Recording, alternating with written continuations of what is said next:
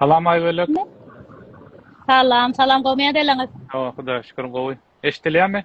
Hawa estilä gowmadyňyz. Şükür ýaxşy bizem. Menem aýda otyrdım şu wagt patpiçiklara Aybelek gelýär. Güründeşlige başlar istip. Bagışlangıç agalan bolsam garaşdym, maňa request gelmedi. Onuň özüm uğratdym request'i. Dogry. Bilemok, belki şondandır men 5-6 gezege nemedim. Barladım da anym. Düşündüm. Howa gowy diýen aňyrdan. Hawa gow. Sizinki näle? Bizimki gün çykdy bugün. Ha. Hawa, bizimki merwetde. Ýoşuk bilen başlar bereli onda. Wagtam boldy kakras. Adamlarym gelişdirdi şu wagt. Bolýa. Birinji bilen sag bolun, zat wagt aýranyňyz üçin, çagyranyňyz üçin. Onu men aýtmaly asıl. Hawa, çünkü hemişe de aýdýan wagt aýrmak men Amerikada has bir manysy bar diýenem, käbir adamlar gakarlanýar. Biziň ýurtda näme manysy ýokmy wagt aýrmagyň diýip. Şoň üçin opşaýdaýyn wagt aýrmak disýesin çyndanam başga bir zat minnetdar wagt aýryp geleniň üçin. Sağ olun.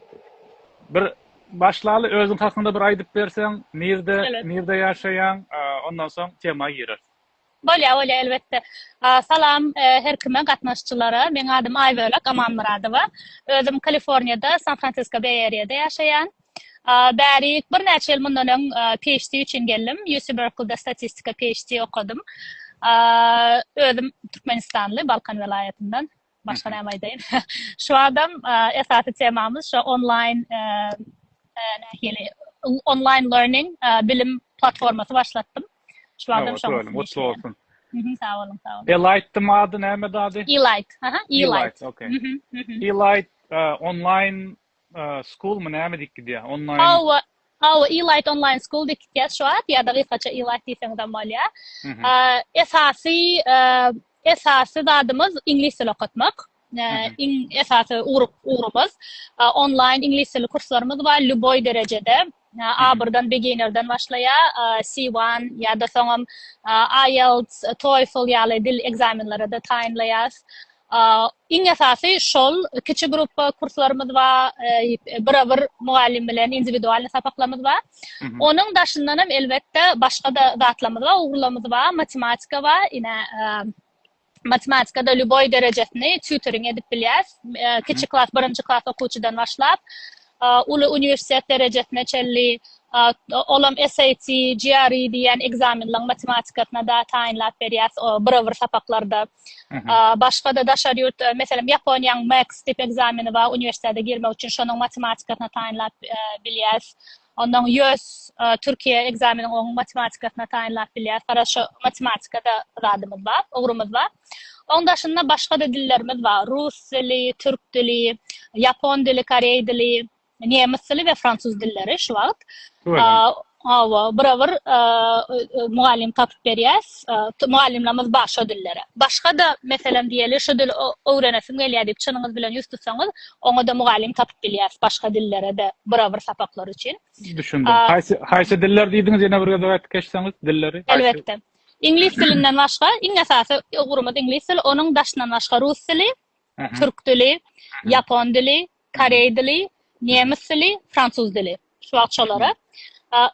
İspan dilleri, Spanish hem ol diller hem goşasymyz gelýär, ýöne seriozny okuwçylar bar bolsa, o talaplaryna görä tapyp berýär mugallim. Düşündüm. Bu sizin Elite online mektebe yazılmak üçin şertler nähili? Elbetde, gowy soru.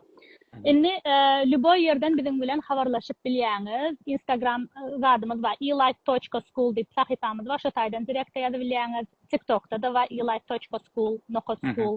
Ondan soň WhatsApp nomerimiz bar, Telegramdan hem habarlaşyp bilýäňiz. Hemmesini şo Instagram sahypamyzda nomerlerimiz bar, şo taýdan habarlaşyp bilýäňiz. Şeýdip habarlaşýaňyz we biz size detalny köp adamyň soragy köp bolýar. Detalny hemme soraklaryňyza jogap berýäs. Nähili platformada geçýär, sapaklar näçe gün, bahalar nähili şolar ýaly. Talaplarymyz nähili bize ýazylmak üçin, meselem ingliz dili okujak bolsaňyz, köp adam ingliz dili üçin gelýär biz bilen. Talap diýip ütköşük talabymyz ýok, ýöne derejeňizi bilmeli. We size ýazyljak diýip bize ýüz tutaňyzda forma uğratyas. Formada bir de danılaňyz gerek. Meselem e-mail adresiňiz, telefon numary şon ýany ingliz dili maksadyňyz näme? Ondan şoňa görä biz size test uğratyas ingliz dili derejeňizi bilmek üçin. Ve şu testin netijesinde sizin şu derejeňize görä kurs taýynlaýas. Bir talap diýip biljek adamyz şu, gara derejeňize görä kursa ýazýarsy. Şu test almaly bizden 50 minut 1 sagatlyk test. Olam online alýaňyz bizim websaytymyzda. Öz wagtyňyzda, isleýän wagtyňyzda alýaňyz, öz websaytda şu testden geçýäňiz we o testden hiç gili baha goýamdyk size. O prosta sizin üçin, sizin derejeňizi bilmek üçin. Sebäbi e-light'da bizim iň esasy dadymyz we meniň gaty bu ýandan dadym personalized oku experience tecrübesi döretýär sizin üçin. Derejeňize görä test jogabyna derejesine görä sapak taýynlaýas we kursa da meselem bir de 100 tutan köp okuwçymyz boldy. Meselem diýeli Kanadada, Amerikada meselem nursing okasym gelýär, şol egzamina taýynlanasym gelýär diýip şon ýany aýtýarlar we mugallimlerimiz şol okuwçyň islegine görä, talabyna görä sapaklar taýynlaýar. Ve meselem şu nursing diýdim, şu nursing temasyna has köp temalar gerikdirýär ingliz dili sapaklaryňda. Gara size görä personalny şahsy experience taýynlaýar. Sapagyň wagtyny köp gaýgatýarlar. Men günnüz işleýän, akşam okasam tapagy ýok. Lüboy wagt siz bize öz boş wagtyňyzda aýtýaňyz, hepde de şu günler boş, şu sagatlar boş. Isleseňiz daňdan 4-de okaň, isleseňiz gece 12-de okaň. Biz size şu sagada boljak mugallim tapýar we sizin sagadyňyzda, sizin islegiňize görä dat wagtyny taýynlaýar, kursyny taýynlaýar. Gaty gowy 7-24 hyzmatda diýeni alyp barapdyr. Hawa. Şonu etsek bolýar, sebäbi okuwçylarymyzdan dünýäň hemme ýerinden bar. Mugallimlerimizden dünýäň hemme ýerinden bar. Şoň üçin birimiz ýatanna birimiz oýa bolýar. Gara şu sagada görä 7-24 hyzmatda bolýar. Ýaxşy. Okay. Meselem bir sapak diýeli nemis dilini öwrenjek ýa-da fransuz dilini öwrenjek bir adam bolsa da dowam edýäňizmi ýa belli bir limit barmy? Şu sana ýeten soň biz açýas kursy diýip. Yok, bir şu wagt ingliz dilinden başga hemmesi bir sapaklamyz. Toýst bir siz bir mugallim. Individualny sapaklar. Şoň üçin hem limitimiz ýok o diller üçin. İngliz dilinde de köp okuwçylarymyz individualny okasy gelýär. Individualny sapaklarymyz ama gruppa sapak bolsa iň adından 2 okuwçy isleýär. Kiçi gruppa sapaklamyz 2-den 5. Gaty kiçi gruppa sapaklamyz, gruppa ýazylsaňyzam köplenç 2 okuwçy bolýar, käbak 4-5 bolýar, kiçijek gruppa bolýar da. Şoň üçin hem ingliz dili grup üçin minimum 2, ýöne başga hemmesi osan ýok. Individualny sapaklamyz bir mugallim bilen. Düşündim. Gruppa bilen individual edeniň minusy plusyny bir aýtyp berseňiz, şu gruppa bolsa şeýle pluslary bar, individual bolsa şu pluslary minuslary bar. Näle diýýäňiz? Elbette gatgo soru. Indi gruppa sapaklaň pluslary, iň esasy plusy elbette bahasy has arzan bolýar. Ikincisi sizin başga adamlar bilen käbirleri başga adamlar bilen gürleşmäni gowy sizin şahsy karakteriňize de bagly. Kiçi gruppalarda başga da 2-3 adam bilen gürleşmäni praktika zat bolýar, mümkinçilik bolýar. Ve hasko praktika mümkinçilik bolýar da esas tapawdy şol. Individualnyň plusy bolsa, individualny zat üçin gowy. Eger sizin wagtlaryňyz diýeli gaty ütgeşik wagt bolsa, meselem bütün gün okaýaňyz, giýjäň ýar okasyňyz gelýär, ýa-da zat spesifik bir zada taýynlanasyňyz gelýär. Meselem ýanky misalda nursing school spesifik şoňa taýynlanasyň gelýär. Şonda bir özüňizde personalny zada alýaňyz, personalized sapak alýaňyz we конечно mugallim bütün wagtyny diňesi daýrýar. Has köp feedback alýaňyz özüňizde. Şol plus ol. Ýöne kiçi gruppada diýişim kiçi gruppalarda da kiçijek gruppalarmyz bolýar. Kiçi gruppa şonda da feedback almany mümkinçiligiňiz bolýar. Adamlar bilen tanışmany mümkinçiligiňiz bolýar, praktika mümkinçiligiňiz bolýar. Düşündüm. Maňa sorasaňyz meselem dil temasynda iň uly plus ýa iň plus diýmän, iň uly gerekli zat meniň gören, meniň tejribe eden zatym, experience eden zatym praktika gerek başlandy.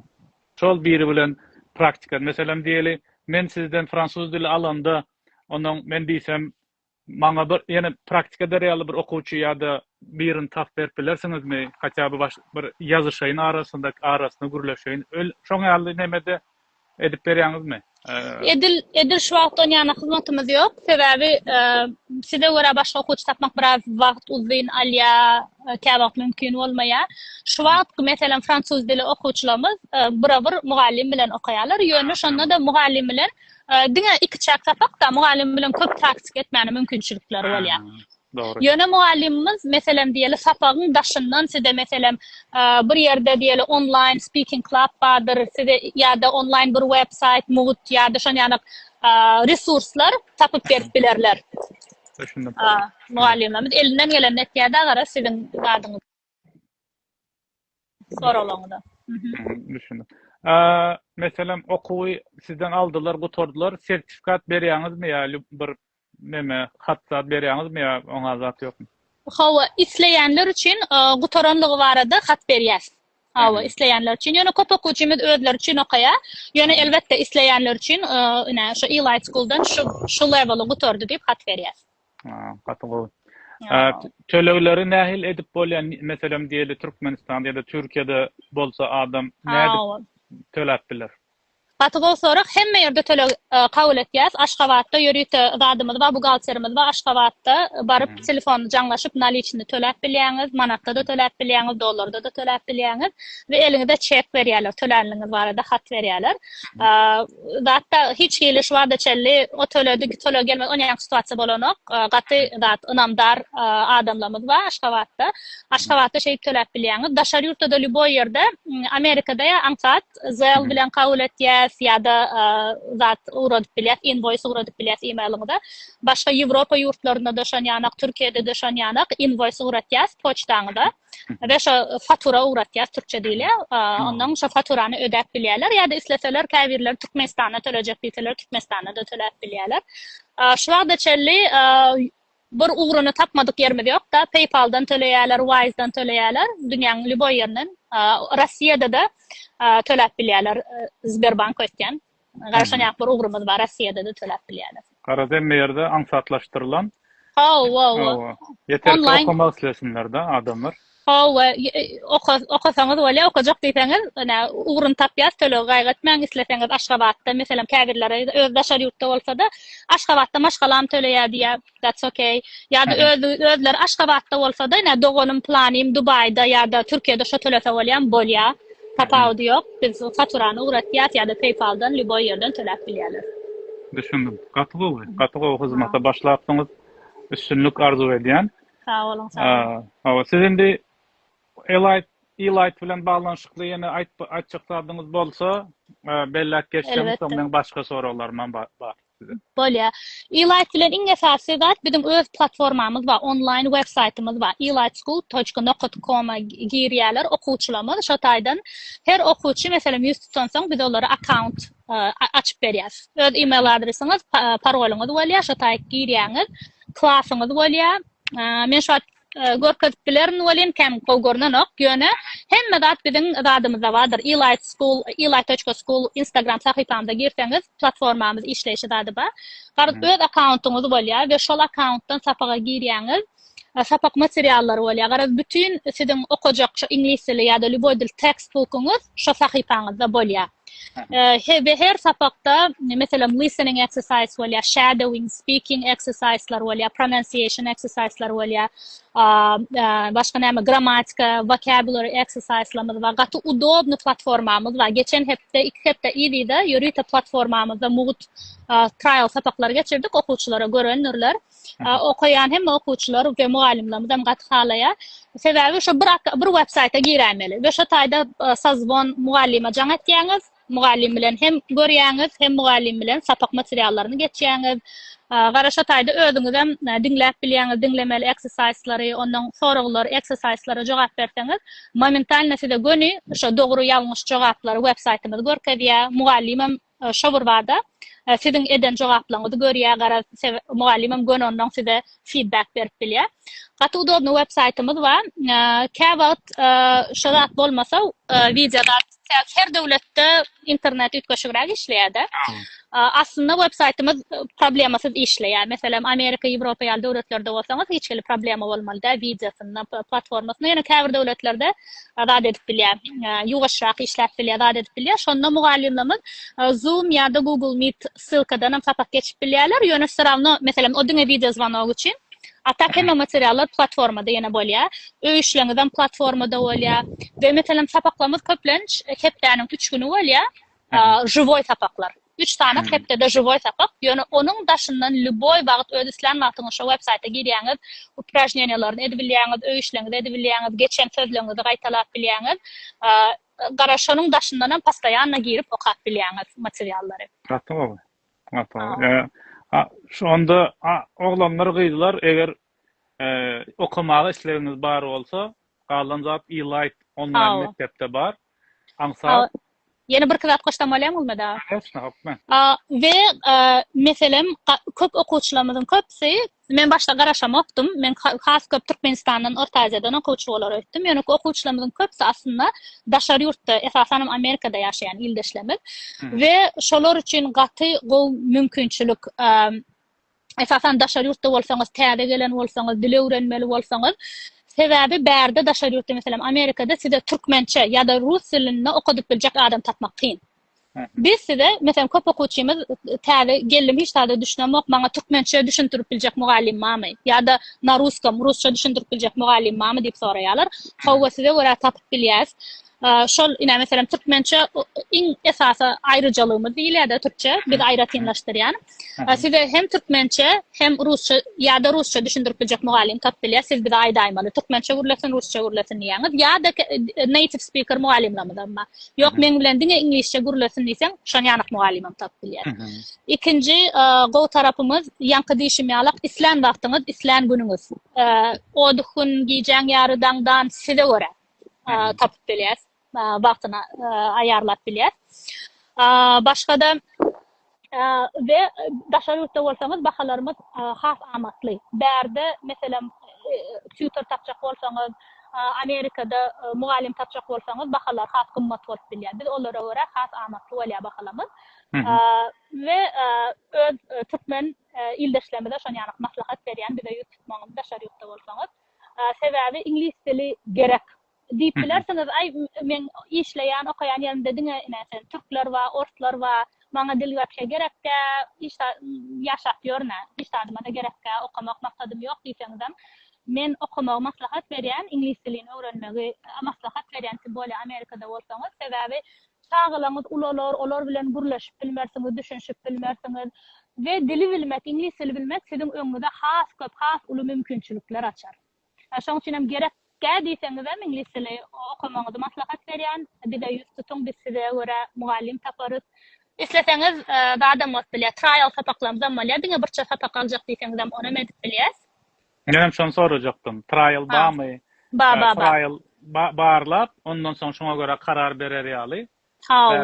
Bärde moda bolan bir zat, ýa-ni ýaly nemede, işde bolsun, okuwda bolsun, ýa-da online applar daşy 3 gün 5 gün trial berýärler. Ondan soň neme diýerler? Bir sapak, конечно, bolmasam bir sapak adamyza karar berýär da. Hawa trial sapaklamyz bar. Ve töleglerimiz hem meselem diýeli bir kurs, köplenç kurslarymız 10 hepde 3 aýlyk. Ýöne diýeli şu 10 hepde 3 aý öňünden töleseňiz skitkamyz bolýar. Ýok aýmay töleseňiz hem töläp bilýäňiz. Şoň üçin hem aýmay töläp meselem bir aý okudum. Ondan soň zat şu atlykça oka dowam edesim gelen okzat diýseňiz hem bolýar. Flexible da garaz. Zat ýok. Trialyň näme bir aýtyp geçeli, belki düşünýändik adamlarym bolupdylar. Elbette probny sapak. Bir sapak alyp görjek, halaýanmy, halamokmy soňam karar berjek diýseňiz, şoňaň birçe sapak almaga da mümkinçilik bolýar. Okay. Gatlygy. E-light действительно çyndan hem adamlaryň sapak diňe dildäl, matematikada bar diýdiň. Başga diňe matematika, kimia, biologiýa uzatlaran barmy? Kimia, biologiýa isleg bildirýän mugallimlerimiz bar. Mesela meni kimya okuyacak, ýöne bilen tak spros gelmedi okuwçylardan. Ýöne gelse mugallim tapyp biler. Mesela tutor gerek kimiyada, biologiýadan mugallim tapyp biler sowwa isleg bolsa. Şu wagt onda matematika we dil bar sizde. hava, matematika ve diller var. Okay, okay. Ez adamlar dil, matematika, dillerin lüboy her hili görünüşü var. Elight.com doğru değil mi böyle? elightschool.com Elightschool.com. Yöne şu websaytımızın üstüne işleyen, şu websaytımız bizim yazılan enrolled okuçlarımız için. Hatta bütün kurslarımız var da maglumat alacak olsanız Instagram, TikTok sayfalarımızda var. Sayfalarımızda yerini tapıp bilmeseniz bir de sapşeni alın, biz size hemen maglumatı uğratacağız. Ben aşağıda yazıp geçerim videonun son ben YouTube'da bir TikTok'ta paylaşan. Aşağıda açıklama bölümünde sizin Instagram account'unuzu, hesabınızı hem TikTok hesabınızı belirleyip geçerim. Web saytınızdan belirleyip geçerim. Sağ olun. Ondan şuna göre adamlar nesip olsa haberlaşarlar. Şimdi ben soracak Elight'tan nemeden son soracak adam hanım ben PhD okudum dedim. PhD olanda ne böyle son başta bir aydalı? Böyle PhD aspirantura wal ötken bizde ve Rusya'daki sisteme göre. Berde Doctor of Philosophy dikiliyor. PhD garad bu magisterdan son okuyan derece. Amerika'da 3 daha göre ortaça 4 yılda okuyor. Ve sonunda doktor derecesi oluyor. Doktor nauk değil yani. Olsa doktor derecesi oluyor. Okay. Şimdi şu arada birazcık aydıp versen PhD ne edip tavşırmalı oku nehili belki şu an neme interes görkezen adamlar vardır. Şolar için bir bilgi olur yani. Sağ ol. Elbette. PhD tavşır başlan. PhD en esası maksat aslında PhD okumak için üniversitelerde profesör olacak olsan okuyor. Şöyle burada bu taraftan sonra endüstriye mesela tech ya da başka endüstriye gidip işletemeden böyle. Yani en esası maksat aslında sizi akademik işe tayinlamak. Ve PhD'de ne etmeyiniz başka 2 yıldaki sapaklar alıyorsunuz. Sonki 2-3 yılım dine özünüz ilmi iş edip disertasiya yazıyorsunuz. Mesela kimya, biyoloji orada olsanız laboratuvarda çok eksperiment edersiniz. Meniyalik, statistika, matematika olsa kompüter başında oturup teori yazarsınız. Mesela yazarsınız, qaraş edip öz disertasiyanızın ilmi işinizin üstüne işleyiniz ve sonunda da şu ilmi işi zişat etiyiniz. Profesörlüğüne ve size doktor derecesi veriliyor. Girmek için Amerika'da, Amerikanı tecrübem olsa bari ora gurumlar ya.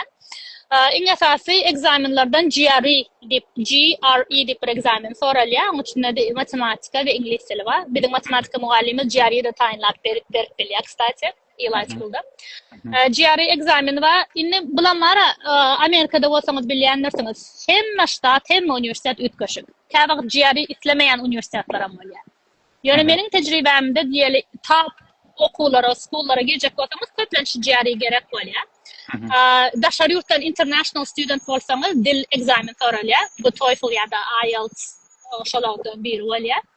Onun dışında da transkriptiniz gerek statementlar, essaylar, gatlar yazmalı yönü PhD için. En esasanım research university'lara, garaz Avraylı top school'lara gelecek olsanız size research experience gerek oluyor.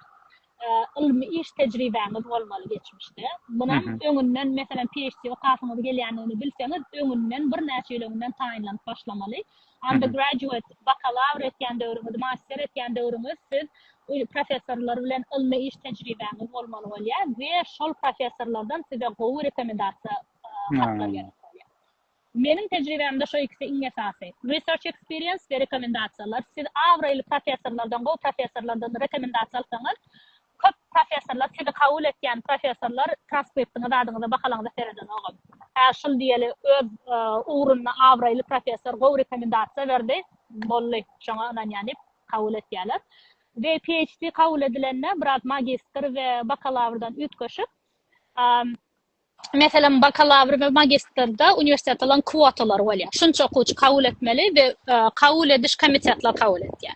PhD'de yani köplenç kuota bolanok ve professorlar özü okuwçy nähili mentorship edetgelýän okuwçylary özleri kabul etýärler, professorlar. Şoň üçin hem şo professoryň sizi kabul etmek islegi möhüm we Amerikada PhD taşyrjak bolsaňyz men her kime de menne maslahat berýänlere maslahat berýän, maňa da wagtynda maslahat beripdiler we gaty köp peýdasy degdi. Öňünden professorlara yazmak, e-mail yazmak. Mesela diyelim Columbia, Harvard ya da UC Berkeley, whatever, любой üniversitetlere şol uğra taşyratmagy bilýän bolsaňyz, öňünden websaytlaryna girýäňiz, şol professorlaryň listleri bolýar, haýsy professorlar işleýär. Şo professorlaryň bir kısanak ilmi iş makalalaryny okaň ve e-mail ýazyň. Dear Professor plany, meni näşe geljek sizin PhD programmaňyzda taşyratym gelýär, meniň ina backgroundym şol, meniň şol işleňizi gowardym ve şol sizin gyzyklanýan research interest, gyzyklanýan uğurlaňyzda menem research edetim gelýär. Siz bilen şo şäherde ýaşasaňyz, siz bilen ýarym sagat duşuşmak bolýarmy diýin ýa-da online Zoom arkaly ýarym sagat duşuşmak bolýarmy özümi tanıştyrjak diýin. Ve men tapşyramda maňa ýok diýen professor bolmady, gaýtan begenýärler. Bolýar diýerler Zoom bilen ýarym sagat ve gaty özüňizi entak bol application bermäkäňiz özüňiz tanıştyrmak mümkinçiligi bolýar. Ve soň application gelende professor sizi uje tanaýar. Aýdylak men munyň bilen görüpdim. Gaty interesy köpdi. Yani çyndan hem okumak isleýär we şoň üçin hem kabul etýärler. Mesela men şo taktikany ullandym we taşran hemme ýerimden kabul aldım. Hemme professor kabul etdi. Teäri gaty köp zady görýärler-de, they like it. Gaty halaýarlar. Iň uly maslahatym şol. Wagtyňyz we mümkinçiligiňiz bolsa. Doğru. Daşar ýurtdan Amerika PhD üçin gelmek şu wagt aňsatmy ýa şu wagt kynmy? Şonu wara soradyňyz. Men uje näçe ýyl boldy da menki şu wagt wroде vizaýa berýän bolmaly, universitet tarapdan size kynçylyk döremez. Diňeşe viza tarapdan kynçylyk dörämese, atak universitete kabul etmek tarapyndan ütgeşi kynçylyk badyr öýdemek şu wagt. Kabul ederler gelýän itagam bilýänsiňiz, mesela statistika diýilşen ýa-ni mathsda mugurlaryna gelýänler köpsi itagam international student bolýar Aziýa tarapdan. Şoň üçin hem köp international student kabul etýärler daşar ýurtdan. Onu gaýgatmaň bir şo viza, olam şu wagt viza Türkmenistan raýatlaryna açyk student viza berýän bolmaly.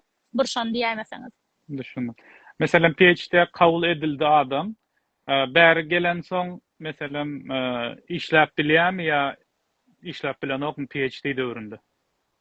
Gaty bolsa PhD F1 bilen gelseňiz, F1 diýmek student viza bilen gelseňiz, ýarym stavka part-time universitetiň özünde işläp bilýäňiz. Itagam şonu aýtmalym. Amerikada PhD köplenç stipendiýaly bolýar. Size alaňyzda özüňiz pul talap PhD etýän meni göremok, etmäňem, ne stoýt, köplenç stipendiýa berýärler size. Ve bu şu stipendiýa käbap zat görnüşinde de bolýar. Size okuwda iş bilen bagly bolýar. Mesela research assistant bolýaňyz, professoryň ilmi iş assistanty bolýaňyz ýa-da teaching assistant bolýaňyz.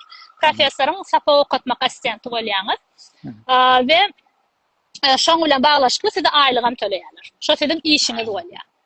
Onun daşyndan hem CPT diýilýär ötýän, garaz onun daşyndan hem diýeli industriýada diýeli tek bir işde ýarym part-time bir internship tapdym diýseňiz, oňa da ruhsat berilýär. Okuw döwrüňizde de şeýdip işläp bilýäňiz. Ýörit oňa da zatlar bar. Application ýöne size mesela universitetiň international student office kömek eder. Okuwy gutaran soň uğruňyza bagly iň az 1 ýyl işlemäne ruhsat berilýär. OPT diýilýär. Hemme kiş. Muni associate degree gutarsaňyz da bolýar. Undergraduate, bakalavr, master, PhD gutarsaňyz da bolýar. STEM PhD okasaňyz, ýani Science, Technology, Engineering, Math ugurlarda okasaňyz 3 ýyl işlemäne ruhsat berýärler. Ve şo döwrem sponsorship tapsaňyz, işiňiz size sponsorlyk etse, saňa muny iş vizasyna, saňa green card alyp bilýäňiz. Anyatma. Garaz öz sizin etjek nemäňize gaýratyňyz bilen baglanşykly da. Elbette. PhD gaty etmek, okumak gaty kyndyr. Zat üçin gorkuzmak üçin diýmek bir hili miwesini görmeýän ýalak bolýar. Uzun işleýän, ütgeşik bir aýlyk almalaňok, bir hili gaty seni stres etýär. Ýöne özüň şonu halamaly, okuyan ugrumuzy halamaly, köp adamam halaya, şonu bir hil höwät edip okaýarlar. Ve soňam çyndan professor boljaňyzy, bolasyňyz gelýänini bilseňiz, okamana diýýär-de. Doğru. Şoňra. PhD okumak için Amerika'da İngilizce level, İngilizce seviye näilrak bolmaly? İngilizceňiz gowy, ýokarda C1+ bolmalydyr. Sebäbi GRE dip şu aýdan egzaminim bar. Şonuň ingliz dilisi TOEFL, IELTS oň ýanynda gaty aňsat galýar.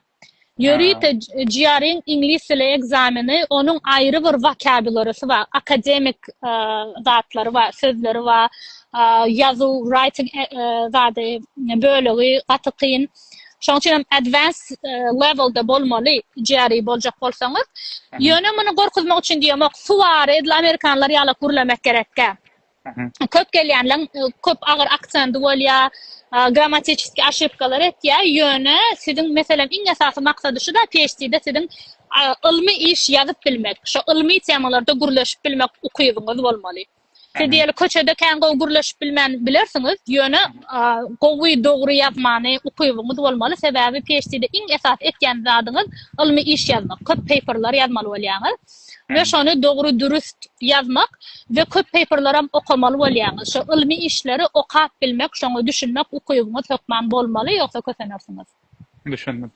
Böyle köp minnettar. O temada da eğer size yazsalar bir maslahat berme meselesinde kömek edersiniz. Elbette. Okay. Aýwaly köp minnettar wagt aýranyň üçin. Ýene de goşmak isleýän zadyň bar bolsa, aýtmak isleýän zadyň bar bolsa, neme paylaşaýdyň bilen. Elbette hemişe direktim açyk, soralarymyz elim degdiginden jogap bermäne zat etýän, çalışýan. Ýöne okuw barada e-light school barada soralarymyz bar bolsa, requestlaryňyz bar bolsa göni e-light.school sahypasyna ýazsaňyz size has şalt jogap bererler. Sebäbi aňyrda işleýän SMM-ymyz bar. Has şalt ve gowy jogap berýär. Men öz şahsyma ýazsaňyz, käbir skrita gitýär, ondan aşağı gitýär, men ýetişemok hemmesine jogap bermäne. Mene hedin garaşýan käwat. 7 gün, 10 gün. Bağışlar. Ýöne şu e-light school sahypasyna ýazsaňyz göni jogap bererler. Şu taýda WhatsApp nomerimiz maňdyr sahypamyzda, WhatsAppdan hem habarlaşyp bilýäňiz, Telegramdan hem. Size has şalt ve has dogry jogap bererler. Men şahsyma käwat ýazýarlar, kurs barada maglumat dip, skrita gitýär, göremok, aşağı gitýär, ondan ujo geç bolýar. Şoň üçin hem okuň sahypasyna ýazsaňyz has şalt. Böyle. Yadımdan çıkmaka happy birthday. Onu yani başta açacaktım şu an yadıma düştü. Allah can hayırlı uzun ömürler versin inşallah. Sağ olun. Sağ olun. İşinize de üstünlük. O işler ediyorsunuz. Onun için adeli minnettarlığımı bildiriyen. Sağ olun. Yine de ileride görüşmek umidi bilen. Sağ olun. Minnettar. Canım sağ olsun. YouTube ve TikTok'ta paylaşan nasip olsa video. Olya, men size zatlar telefon nomerimi zadymyza uradarym diýemedim, şol goýup bilersiz. Hava, böyle. Köp sağ olun. Sağlıkta gösterelim.